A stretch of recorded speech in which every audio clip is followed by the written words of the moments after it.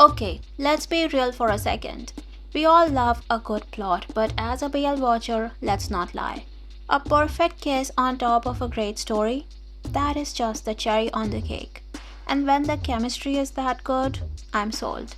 I might be a 35-year-old woman happily married for 10 years, but you wouldn't know it seeing me watch these shows.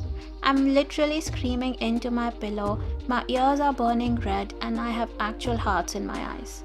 I turn into a total teenager who's never been in a relationship before. And I have to say, January really came through for us. The kisses, the intimacy, it did not disappoint. So I want to take you through a little recap of the month and gush about my absolute favorite moments. Seriously, grab a pillow right now, you're going to need something to scream into. And let's get into it. Okay, so they were not lying when they said Tonfa is a wolf in sheep's clothing, because the way he was devouring Typhoon with his eyes, I felt that through my screen. You could see it, he couldn't wait to get his hands on him. And what got me was how fast it shifted. They were just talking, completely normal conversation, and then suddenly his gaze changed. His breathing got heavier, you could see the moment it hit him. Typhoon is in his childhood bedroom. They are going to sleep in the same bed tonight. They are together now. He can have him right here, right now. The kiss starts as this soft little peck, almost careful, and then it goes deeper. And before you know it, his hands are under Typhoon's shirt. But Tonfa understood immediately that Typhoon is not ready yet. So he drops this line. Fee is losing his patience now. The respect mixed with that raw desire, that was really hot to watch. There is a very good reason why Pond and Fat are my absolute favorites despite being the secondary couple. And it's because that chemistry is just effortlessly sexy. There is something so incredibly attractive about seeing two completely opposite personalities click like that. Watching Fat, who is usually such a control freak, constantly softening and giving in to Pond, and then you have Pond, this free spirit who somehow ends up following Pat around like a loyal puppy. You can just feel how smitten Pond is. The man is always hungry for him, always watching him. Pat knew that photo shoot was crucial for his business, but he could see his photographer was way too distracted to actually do the work. So he decided the best way to handle the situation was to relieve that stress privately. The way Pat just lets Pond take him in the bathroom, right there in front of the mirror, that is a man who knows exactly how to keep his partner happy. This scene honestly broke my heart before putting it back together. You can just feel how tortured Tankun is, convinced that Botplang must find him disgusting for having these unholy feelings for his dead brother's boyfriend. He knows he shouldn't want him, but he just can't help it. And then having to watch Botplang's best friend confess right in front of him, it just broke him. He feels so helpless because he thinks his love is wrong. So he asks the one thing he dreads the answer to. Does Botplang like Moonmile? Botplang was rightfully shocked. The anger in his voice when he asked, "You have the guts to ask me this? Don't you know how many times we've kissed?" But Tankun is still so insecure, still clinging to the past, asking if Botplang isn't still too attached to his late brother. And at that point, words weren't enough. The only way Botplang could make it crystal clear was to pull him in for this deep, desperate kiss. He had to let him understand through his lips alone that the only person he loves is Tankun. Not the best friend and not the brother. It's Tankun he wants. I absolutely loved how Botplang completely covered Tankun's lips with his own. It was like he was claiming him, finally giving Tankun the permission to let go of the guilt, fully devour him, and just make him his. At this point in the series, Jira knows exactly what Ko is. He knows Ko is not good for him.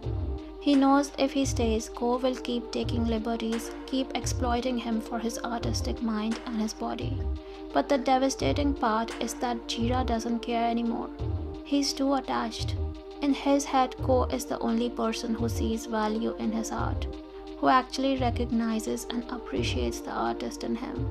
And the fact that Ko needs him to sleep, that he craves Jira's presence just to rest, makes him incomprehensibly happy.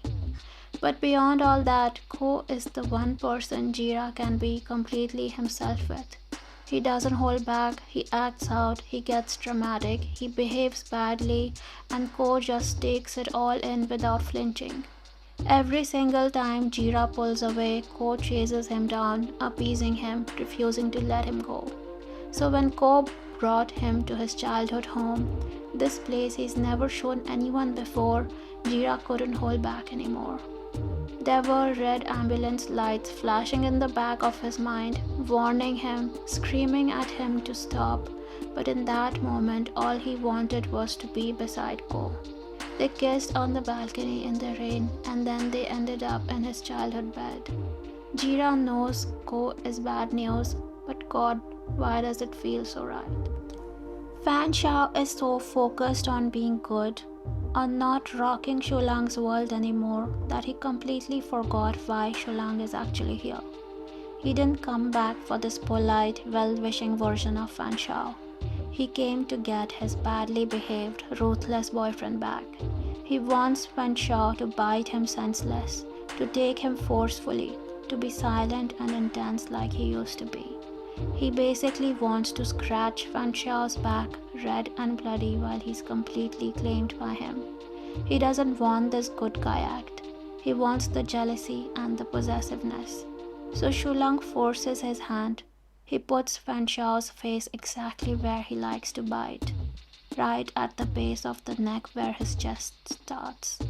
And finally, Fan Shao just couldn't control it anymore. He bit down hard. That familiar wild rose fragrance engulfed him and completely clouded his mind. The bed actually broke that night, but that didn't stop Fan Xiao for a second. The next day, Shulang couldn't even get up, but he got exactly what he was asking for. Poor Po tried his absolute best to draw Sasom's portrait, even though he was heavily distracted by the daddy figure posing sensually right in front of him. But alas, Sasom was disappointed by the final result. I mean, yes, the painting was nice, but Po definitely drew that particular part a little too conservatively. It wasn't even half the size it was in real life. So what else could Sasom do but step in and correct the artistic inaccuracies? He had to show Po exactly how big it really was. Let him touch it, even taste it, just so he could properly gauge the length, width and girth for next time. And after letting him completely understand the gravity of the situation, it was time to punish Po for his mistake. And let me tell you, he was thoroughly punished. So these were some of my favorite cases from January. All in all, I would say that January fed us well when it comes to the kissing department. I hope February brings more cutie, spicy moments, and I'll recap them all for you. So subscribe to my channel if you want more videos like this, and I'll see you soon with another video. Bye lovelies.